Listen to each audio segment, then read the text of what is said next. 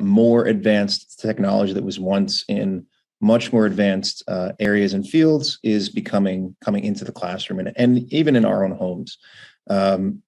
But we get excited about this technology, but we also need to worry about how do we integrate it properly? How do we really make it meaningful for learning for children and for us too? So why is this important to me? Because I'm extremely passionate about this technology. I happen to have a really good handle on it.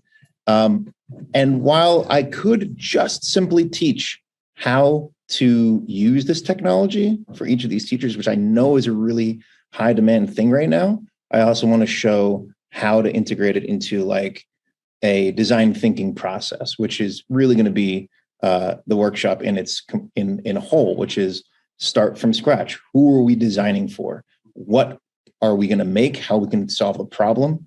To anyone who has an interest, but maybe is on the fence about whether they can do this or not, whether they can not only master the skills for themselves, but bring it to their students. You can, and I'm here to help.